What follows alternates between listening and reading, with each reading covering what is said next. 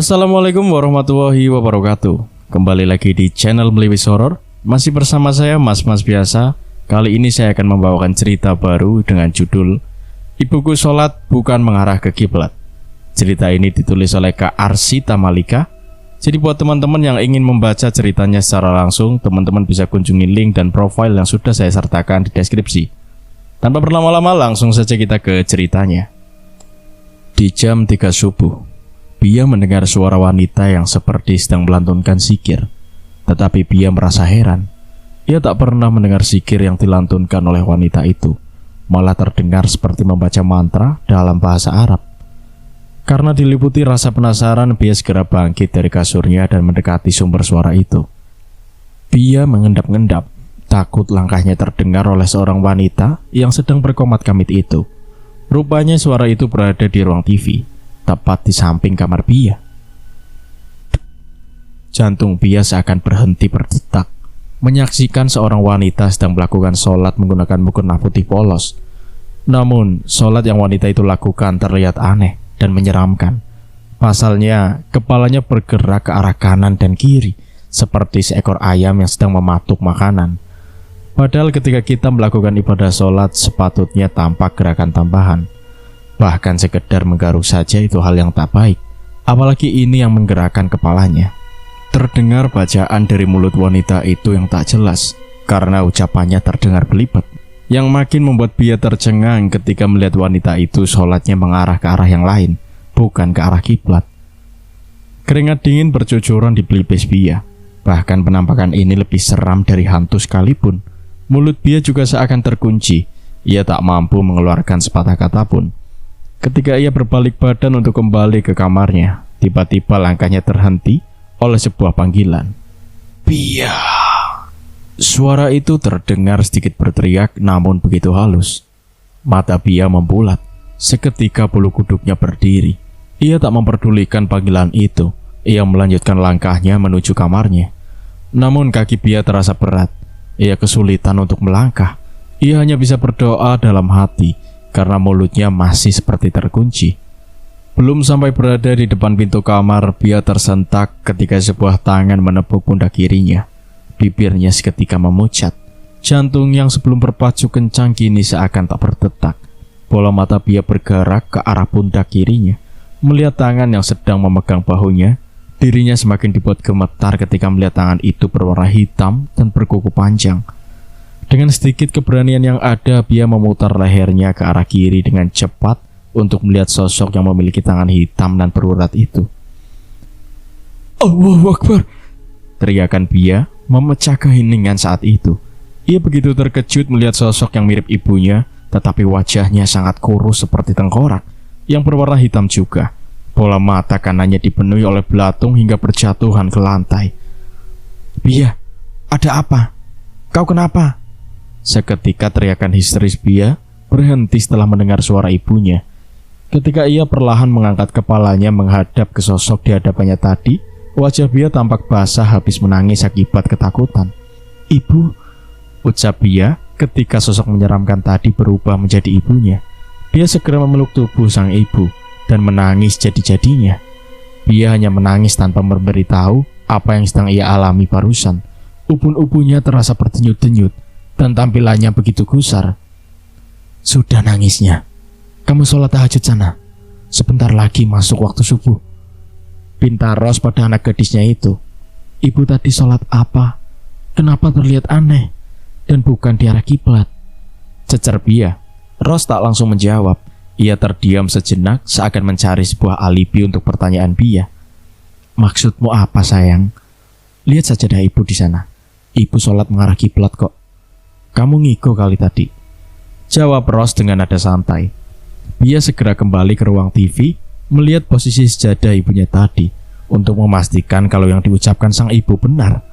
Ternyata benar, sajadah itu mengarah ke arah yang semestinya. Bia tersenyum miris. Ia menertawakan dirinya yang rupanya tadi mengigau. Ia mengelus dada, merasa lega karena kejadian menyeramkan tadi tak benar terjadi dalam hidupnya. Ibu benar, sepertinya tadi aku mengigau, ujar Bia. Namun tak ada sahutan dari ibunya. Ketika ia berbalik badan, rupanya Rose sudah tidak ada di belakangnya. Pia sempat mencari keberadaan ibunya di dalam kamar Pia, tetapi tidak ada. Ia keheranan, sebab tadi tak mendengar langkah kaki ibunya ketika melangkah pergi. Apa tidak apa-apa jika sajadah dibiarkan terbentang begitu? Tanya Pia pada diri sendiri. Mungkin ibu sengaja karena tahu aku akan sholat. Gegas Pia melangkah menuju arah dapur untuk berwudu. Pia merasa begitu segar kala air wudhu itu membasahi ubun-ubunnya yang tadi nyeri karena syok. Karena begitu asyik berwudhu tanpa Pia sadari, ia sudah berwudhu selama 2 jam lamanya. Bahkan waktu subuh sudah lewat. Basuhan air itu hanya berhenti di ubun-ubun Pia, kemudian kembali ke telapak tangan, mulut, hidung, wajah, lengan, kemudian ubun-ubun, lalu ke tangan lagi. Begitu seterusnya hingga seluruh rambutnya basah. Pia! Mendengar teriakan yang menyebut namanya, Pia langsung tersentak. Seketika ia tersadar akan kegilaan yang ia buat saat itu. Kakak sedang apa? Aku terganggu sekali dengan suara air yang dari tadi berbunyi tiada henti. Tanya Ardi dengan raut wajah yang tampak kesal. Pia tak menggubris pertanyaan adiknya. Ia terus bertanya dalam hatinya, mengapa ia bisa sampai basah seperti ini. Kak, lu kenapa sih? Gila ya? Bentak Ardi semakin kesal karena ucapannya tak dipedulikan oleh Pia. Pia menatap Ardi dengan wajah yang kebingungan dan ketakutan. Ia tak ingat apa yang telah terjadi. Terakhir ia membasuh kepalanya 3 kali. Setelah itu ia tak ingat apapun. Sudah jam berapa, Di? Tanya Pia. 5:30. Seharusnya aku masih tidur jam segini, tapi kakak malah main air. Berisik tahu. Apa? Kok bisa? Jamnya rusak kali, Di. Ucap Pia yang terkejut setelah mendengar jawaban Ardi. Mata lu buta ya? Noh, di luar udah mulai terang. Ardi menggeleng kesal dengan sang kakak dan pergi meninggalkannya menuju kamar. Bagaimana bisa? Perasaan aku baru saja wudhu. Kok udah pagi aja ya? Batin Pia. Tak lama kemudian Rose muncul dan menegur Pia yang masih terdiam di dalam kamar mandi. Tidak segera melaksanakan ibadah sholat subuh. Karena piyama yang dikenakan Pia basah, ia pun menuju ke kamar untuk menggantinya dengan pakaian yang kering. Karena kamarnya bersampingan dengan ruang TV, jadi otomatis Pia bisa melihat keadaan di ruang TV ketika menuju ke kamarnya. Walaupun di luar sudah mulai terang, tetapi di rumahnya masih cukup gelap karena pintu dan jendela masih belum terbuka. Ditambah lampu di ruang TV tidak ada karena ibu tak mampu lagi membayar tagihan listrik yang terlalu besar. Jadinya di ruang TV itu hanya disinari oleh lampu dari ruang tamu yang berada tepat di depan kamar Pia. Suasana di rumah begitu sunyi, yang terdengar hanya suara langkah kaki Pia di lantai. Ketika memutar gagang pintu kamarnya, Pia kembali mendengar suara wanita yang sedang membaca mantra Arab. Tetapi kali ini sedikit berbeda. Suaranya tak hanya dari 1 orang saja, melainkan seperti ada puluhan orang, seperti orang yang sedang yasinan. Badan Pia bergetar hebat, matanya memanas seakan air matanya akan jatuh kembali. Betapa bodohnya Pia, ia kembali mendekati ruang TV untuk menyaksikan langsung kejadian yang sedang terjadi di sana. Ia bersandar di tembok dan mulai mengintip dengan pelan. Namun sayang, tak ada orang pun yang ia temui di sana.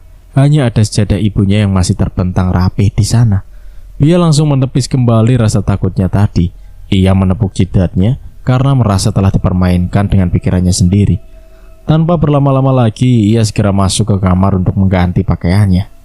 Ketika sedang memilih-milih pakaian, pintu kamar Pia tiba-tiba saja tertutup dengan keras. Saking kerasnya, gantungan yang sudah dipaku di balik pintu itu terjatuh. Ardi, nggak lucu, teriak Pia. Ia merasa kalau pintunya itu dibanting oleh Ardi, bukan karena hantu. Namun, tidak ada suara dari luar. Bahkan langkah kaki pun sama sekali tak terdengar. Pia tak memperdulikannya. Ia lanjut mencari pakaian yang akan ia kenakan. Pilihannya tertuju kepada sebuah dress putih dengan motif bunga tulip berwarna hitam. Setelah meraih dress selutut itu dari lemari, ia pun segera mengenakannya dan segera ke kamar mandi untuk berwudu ulang. Ardi, bangun. Sudah jam berapa ini? Jangan molor terus. Dasar pemalas. Teriakan Rose yang sedang memanggil anak keduanya itu untuk segera bangun dan mandi, karena ia harus datang ke sekolah. Berisik, Bu. Ardi nanti bangun juga kok tanpa harus diteriakin. Pusing tahu dengerin teriakan dan omelan dari ibu. Ardi membalas teriakan ibunya dengan nada yang tak kalah tinggi. Setiap hari Bia harus selalu menyaksikan pertengkaran mereka berdua. Semenjak kematian ayahnya setahun yang lalu, Ardi jadi anak yang pembangkang. Dulu ia sangat takut untuk melawan ibunya, sebab ia akan menghadapi kemurkaan ayahnya jika ada yang berani durhaka kepada ibunya. Ros juga dulunya jarang marah, terlebih pada Ardi, anak bungsu laki-lakinya. Tetapi karena pusing mikirin ekonomi keluarga, ia jadi sering marah walau pada hal yang sepele. Furkon sang ayah hanya meninggalkan warisan rumah dan tanah di desa seberang. Tanah itu kemudian dijual oleh Ros seharga 40 juta untuk menyambung hidup dengan kedua anaknya. Dikarenakan dia belum memiliki pekerjaan, pemasukan sama sekali tidak ada. Hanya ada pengeluaran setiap harinya. Ditambah Ardi yang selalu minta uang rokok setiap harinya, menghabiskan uang lebih dari 20 ribu. Ardi, bisa gak sih gak usah gitu jawabanmu ke ibu? Durhaka tahu. Bentak Bia pada Ardi. Ia sudah muak melihat tingkah Ardi selama ini. Bukannya mengikuti ucapan Bia, Ardi malah membentak balik Bia hingga ingin melayangkan sebuah pukulan di wajah Bia. Bia yang merasa terancam itu segera berpaling untuk menghindari pukulan tersebut. Mungkin karena masih ada rasa kasihan, Ardi tak jadi melandingkan pukulannya. Mata Ardi tampak memerah, dadanya kembang kempis dengan cepat karena marah yang meluap-luap. Gegas ia meninggalkan Bia dan menuju ke kamar mandi. Ardi, aku dulu yang masuk kamar mandi. Aku mau wudhu, teriak Bia sambil mengikuti langkah Ardi. Kakak, teriak Ardi. Namun Bia terus mencoba menarik lengan Ardi agar memberinya kesempatan untuk berwudhu dulu. Karena kesal dengan Bia, Ardi mendorongnya dengan kasar hingga membuat Bia terpental dan badannya membentur kursi di meja makan. Ros yang menyaksikan kejadian itu hanya diam dan sibuk dengan urusan di dapur, seolah-olah tak terjadi apa-apa. Ia hanya sesekali membuang nafas kasar. Bia meringis kesakitan. Bokong dan kepalanya terasa begitu sakit. Ia mencoba menyeka air matanya yang hendak turun membasahi pipi. Sudah 6:30 Ardi belum keluar dari kamar mandi, membuat Bia kesal karena menunggu lama. Tak ada akses lain untuknya berwudu selain kamar mandi. Bia juga malu jika harus ke rumah tetangga. Bia begitu sakit hati dengan keacuhan sang ibu kepadanya, padahal kejadian barusan cukup berbahaya. Bagaimana jika tadi tulang ekor Bia kenapa-napa? Pasti akan merepotkan juga untuk Ros selaku single mom. Tak lama kemudian Ardi pun keluar dari kamar mandi. Aroma sabun dari badan Ardi menyeruak ke hidung Bia. Sakit ya? Tanya Ardi ketika melihat Bia memijat belakang kepalanya yang terbentur kursi tadi. Bia tak bergeming. Ia hanya menatap Ardi dengan wajah yang sedih. Syukurin. Lagian lu banyak tingkah. Main air lah, bentak kue lah, narik-narik lengan kue lah. Makanya lain kali jangan sok jago. Sakit kan? Hah? Gerutu Ardi sambil tersenyum miring. Selama ini Bia tak pernah mendapatkan perlakuan kasar dari pria. Jadi ketika Ardi berperilaku seperti tadi membuat hati Bia teriris-iris. Kali ini Bia tak bisa menahan air matanya. Ia menangis terseduh-seduh dalam posisi yang masih duduk di atas lantai. Di tengah-tengah tangisannya Bia mencium aroma yang begitu anyir. Ia memutar-mutar kepalanya mencari pusat aroma tak sedap itu. Astaga, aku harus segera sholat subuh, ucap Bia seraya bangkit dari duduknya. Ia pun berjalan terburu-buru menuju kamar mandi. Ngapain kamu sholat? Kamu sedang haid. Ucapan Ros membuat Bia tak melanjutkan langkahnya. Bia langsung menunduk ke bawah ketika ia merasa kakinya basah. Bia menganga melihat cairan darah mengalir cukup deras dari kelaminnya.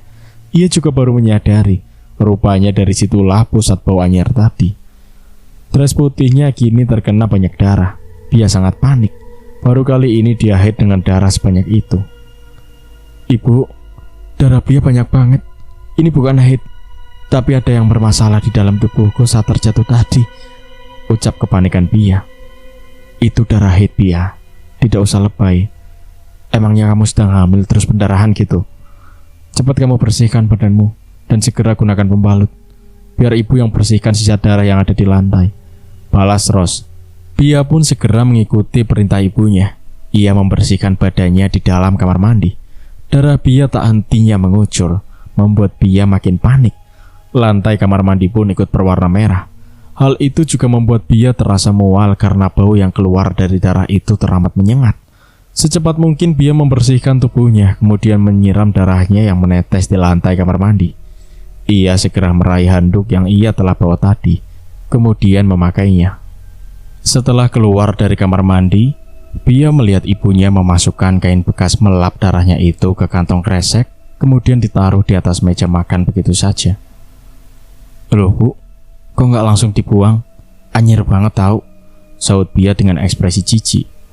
"Tempat sampah lagi penuh, jadi taruh di situ saja dulu," jawab Ros. Mendengar jawaban ibunya, Bia berjalan mendekati kresek itu. "Ya udah, biar Bia yang bawa ke tempat sampah depan rumah." Dengan cepat Ros membalik badannya dan menatap Bia dengan mata yang membulat. Ia segera meraih kresek itu dari tangan Bia dengan kasar. "Tidak usah Bia, kalau ada orang melihat darahmu ini terus berniat jahat sama kamu bagaimana? Sudah, biar ibu yang urus ini. Kamu segera pakai pembalut sana, darahmu terus menetes," ucap Ros dengan gelagat yang aneh membuat Bia merasa heran. Walaupun begitu, Bia tak menyimpan rasa curiga sama sekali. Ia pun meninggalkan ibunya dengan berlari kecil-kecil menuju kamarnya. Kemudian ia meraih sebuah pembalut dari laci nakas. Sedangkan Ros segera menaruh kresek tadi di tempat yang tersembunyi. Entah apa maksud dari tindakannya itu, kita lihat saja nanti. Ardi pun keluar dari kamarnya setelah menggunakan seragam putih abu-abunya. Seperti biasa, anak itu selalu tak menggunakan dasi dan tak memasukkan bajunya ke dalam celana. Jika saja Furqan masih hidup, Ardi tidak akan berpenampilan seperti itu, karena Ros enggan peduli dengan penampilan Ardi. Ros pun memanggil sang anak tercintanya itu untuk segera sarapan nasi goreng yang sudah Ros buat. "Tumben nyiapin sarapan, biasanya aku sendiri yang ambil," ujar Ardi. Ros membalas dengan senyuman manis. "Karena kamu sudah bekerja dengan sangat bagus." Ardi mengernyitkan dahi ketika mendengar jawaban sang ibu. Bukannya mendapatkan jawaban yang memuaskan, malah jawaban yang semakin membingungkan. Namun Ardi tidak peduli. Baginya terserah dia mau bilang apa. Ia segera menyantap sarapan yang lezat itu dengan lahap. Di tengah asyik memainkan ponsel di atas sofa, Bia melihat Ros tampak rapi dan sudah berdandan. Selain itu juga di tangan sebelah kiri Ros memegang sebuah kresek hitam. "Itu kain bekas darahku ya Bu, mau dibuang kemana?" "Sekedar buang sampah kok serapi itu," cecar Bia. "Mau dibuang ke sungai, supaya nggak ada yang nemu. Ibu bukan mau buang sampah doang, tapi pengen ke suatu tempat," jawab Ros seraya mengunci pintu kamarnya. "Lama?" "Enggak juga, jaga rumah. Ini uang buat makan kamu sama Ardi. Hari ini ibu nggak masak. Kalau ibu nggak masak, nggak makan kalian." Ketus Ros akan menyinggung Bia yang belum bisa memasak. Seketika Bia cemberut mendengar ucapan Ros. Ia begitu malu belum bisa membahagiakan ibunya. Bia pun berniat belajar masak lagi. Setelah sebelumnya gagal dan hanya mubazir bahan makanan karena masakannya tak layak untuk dimakan, ia pun menekan aplikasi YouTube dan mencari tutorial memasak ikan asam pedas manis kuah kuning. Step pertama, bersihkan sisik ikannya hingga tak tersisa. Kemudian sobek bagian ini untuk mengeluarkan, ucap suara influencer dari ponsel Bia. Tetapi baru saja di awal video mata Bia terasa berat, seakan-akan matanya dipaksa untuk tertutup. Ketika matanya sudah terpejam, suara dari ponselnya masih terdengar dengan jelas, hanya saja kalimatnya terdengar aneh. "Sobek kelaminnya lebar-lebar, kemudian angkat rahimnya. Lanjut, sobek juga perutnya dan keluarkan usus beserta organ lainnya hingga perutnya kosong." Walaupun mata Bia terpejam, tapi entah mengapa ia bisa melihat influencer yang ada di video tadi sedang memasak, tapi bukan di ponselnya, melainkan ia melihat orang itu mendemokan masakannya di depan langsung. Ia juga melihat seorang wanita tengah berbaring di atas meja, kemudian influencer itu segera merobek kelamin wanita itu. Setelah urusannya di bagian bawah sudah selesai, ia lanjut mengeksekusi bagian perut seperti apa yang diucapkan tadi. Bia bergidik ngeri. Ketika influencer itu menusuk perut wanita tersebut, darah segar langsung bercucuran bak air terjun. Ia merobek perut wanita itu membentuk bulat seperti mangkuk. Bia tak kuasa menyaksikan pemandangan itu. Badannya basah karena keringat dingin. Ia berusaha membuka matanya, namun ia merasa matanya seperti terkena lem. Ketika perutnya sudah kosong, dengan begitu kita bisa mengisinya dengan belatung, kalajengking, mata manusia, dan potongan otak manusia. Pia begitu ketakutan. Ia berteriak memohon kepada siapapun untuk berhenti menunjukkan tontonan yang mengerikan itu. Bagaimana tidak, perut itu dijadikan seperti mangkuk sup dengan isian yang begitu menjijikan. Lalu influencer itu mengambil kresek hitam yang berisikan sebuah kain yang basah. Diperasnya kain itu di atas perut yang sudah dibolongi hingga mengeluarkan cairan berwarna merah khas darah. Hal yang epik selanjutnya ialah ketika orang itu memotong kaki wanita tadi yang dipenuhi oleh nanah dan mengeluarkan semua nanah dari kaki wanita tersebut. Seketika itu juga hidung Pia bisa mencium aroma dari masakan orang itu. Aroma darah, nanah, dan bangkai bercampur aduk. Pia terus-menerus mual, tak tahan dengan aroma yang begitu busuk itu. Seakan-akan bau itu ingin menghilangkan nyawa Pia. Ampun, aku gak kuat. Hentikan. Rintih Pia. Ia frustasi tak menemukan jalan untuk lepas dari pengaruh gaib itu. Berlari pun entah kemana karena tempat itu tak memiliki pintu. Tolong, apa maksud semua ini? Sebelumnya, aku tak pernah merasakan hal seperti ini. Tanya Pia. Deru nafasnya mulai melemah karena ia berulang kali muntah. Bukannya menjawab pertanyaan Pia, influencer itu malah menguliti wajahnya dan menyongkel bola mata kirinya sendiri. Hingga akhirnya sang influencer tadi berubah menjadi tengkorak hidup. Yang awalnya mereka berada di dapur, sepersekian detik kemudian tiba-tiba mereka berada di tempat yang kumuh dan gelap dan hanya ada 2 lilin yang menemaninya. Saya Aput. Sosok itu memperkenalkan dirinya pada Pia. Suaranya begitu berat dan menggema. Apa maumu? Seru Pia.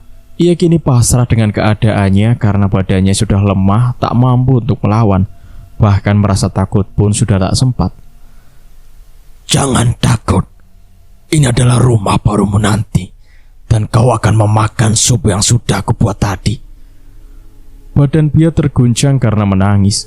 Ia tak sanggup membayangkan memakan sup mengerikan tadi. Baunya saja sudah membuat Pia mual-mual, apalagi dengan rasanya. Apa kau kenal dengan wanita ini? Makhluk yang bernama Aput itu langsung mendorong wajah wanita tadi dengan kasar untuk menunjukkan wajahnya pada Pia. Pia mencoba mengingat-ingat wajah wanita itu, hingga matanya membulat ketika ingatan masa lalunya terputar kembali. Wanita itu adalah Luna, sahabat Rose yang mati 16 tahun yang lalu dalam keadaan tragis. Ia ditemukan mati karena bermain dengan Pia yang saat itu berusia 4 tahun. Pia teramat trauma ketika menyaksikan detik-detik kematian Luna di depan matanya langsung. Awalnya mereka hanya main biasa saat malam hari di depan halaman rumah Rose. Tak lama kemudian datang sosok tinggi yang tubuhnya tertutup kain putih panjang menyentuh tanah. Hanya wajahnya saja yang terlihat. Sesosok tinggi itu juga memiliki tanduk iblis yang besar dengan tongkat seperti tombak di tangan kanannya. Wajahnya begitu menyeramkan. Kulit wajahnya berlubang-lubang. Dari lubang-lubang itulah nanah beserta belatung keluar. Bola matanya juga dipenuhi oleh cacing parasit yang menggeliat. Pia dan Luna saat itu tak mampu bergerak, bahkan berkedip dan bersuara pun mereka tak mampu. Hingga tiba di mana sosok itu berdiri di depan mereka berdua dan menghujamkan tombaknya tepat di jantung Luna. Tak sampai di situ, sosok itu kemudian membuka mulut Luna dengan kasar menggunakan kedua tangannya, membuat rahang Luna patah. Kemudian tangannya dimasukkan ke mulut Luna dan diobok-oboknya organ tubuh Luna. Saat itu Luna dibuat kejang-kejang tak karuan.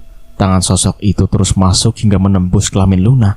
Aksinya selesai ketika sosok itu berhasil mengambil janin Luna yang masih 3 bulan bersarang di perut Luna. Pia yang menyaksikan kejadian tersebut hanya bisa melotot, sebab tubuhnya tak bisa melakukan apapun, termasuk menangis.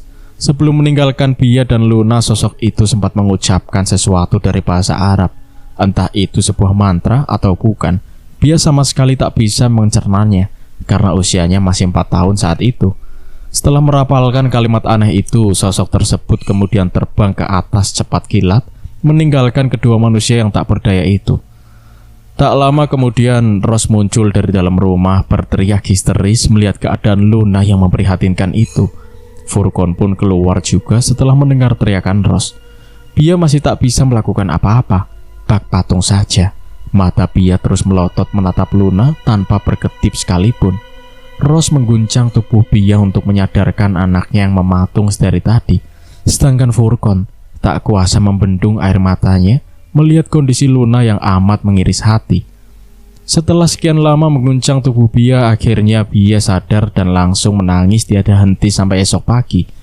Kejadian itu tak ada yang tahu selain mereka bertiga, karena posisi rumah Rose cukup jauh dari pemukiman padat penduduk. Karena kejadian itu, Pia sampai demam tinggi 2 bulan lamanya. Ia bahkan sempat mengalami koma selama 4 hari. Hal tersebutlah yang membuat Pia tak mengingat kejadian menyeramkan hari itu lagi. Ia kembali mengingatnya setelah Abud menunjukkan wajah wanita yang ia sudah bolongi perutnya tadi. Pia berteriak histeris. Setelah ingatannya kembali, ia terus memberontak, bahkan ia menyakiti dirinya sendiri dengan memukul dan mencakar wajahnya. Cerita pun bersambung. Nantikan kelanjutan ceritanya di part berikutnya. Terima kasih. Wassalamualaikum warahmatullahi wabarakatuh.